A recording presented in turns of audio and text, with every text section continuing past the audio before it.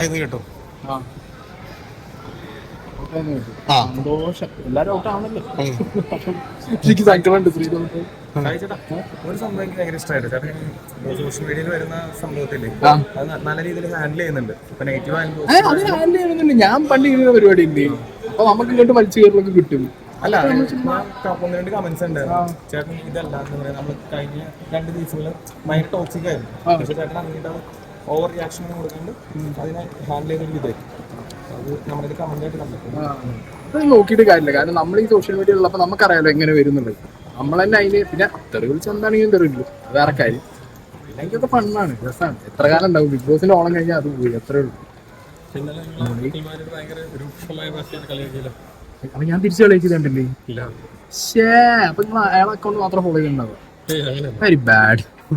ഞാൻ തിരിച്ചൊന്ന് കൊടുത്തിട്ടുണ്ടായിരുന്നു. അതൊക്കെ ചുമ്മാ വെറുതെ വേറെ കാര്യം വരുന്നത്.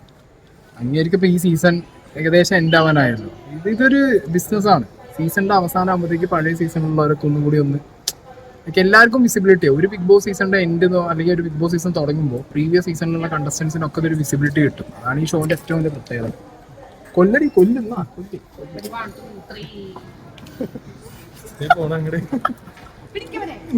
കാട്ടിന്റെ മഞ്ഞപ്പെട്ടി ആറ് ജീവിതത്തിൽ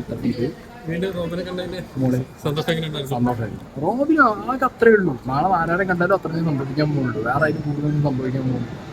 ചുമ്മാ അങ്ങോട്ടും ഇങ്ങോട്ടും പറയുന്നല്ലാതെ എനിക്കങ്ങനെ ആരായിട്ടും പേഴ്സൺ 1-2-3 ആളുകളുടെ ഉണ്ട് പേഴ്സണൽ അതാരും ഇവരോടൊന്നും ഇല്ല. ചുമ്മാ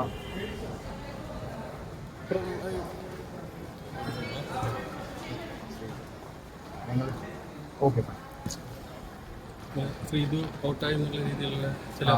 ഔട്ട് ആയിട്ടുണ്ടെങ്കിൽ എന്തായാലും ഔട്ട് ആവണല്ലോ എല്ലാവരും.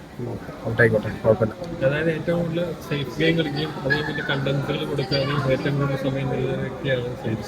അങ്ങനെ എനിക്ക് തോന്നുന്നില്ല. എനിക്കാണ് തോന്നിയിട്ടില്ല. ലൈക്ക് അതിനകത്തുള്ളപ്പോൾ എല്ലാവരും കണ്ടന്റ് കൊടുത്തവർ തന്നെയാണ് അതിനകത്ത് നിൽക്കുന്നത്. അതെല്ലാം സേഫ് ഗെയിം കളിച്ച് നിൽക്കുകയാണെങ്കിൽ തന്നെ അത് അവരുടെ ഒരു സ്ട്രാറ്റജി ആണെങ്കിൽ എന്ത് ചെയ്യും? അത് പാടില്ല എന്നൊന്നുമില്ലല്ലോ. കിട്ടും. അത് അവരുടെ കഴിവ്. അവർക്ക് അങ്ങനെ കിട്ടിയിട്ടുണ്ടെങ്കിൽ അത് അവരുടെ പ്ലസ് പോയിന്റ്. അല്ലാതൊന്നും പറയാനില്ല. തമിഴ്നാട്ടിൽ നിന്ന് വോട്ട് കൂട്ടില്ല എന്നില്ലല്ലോ.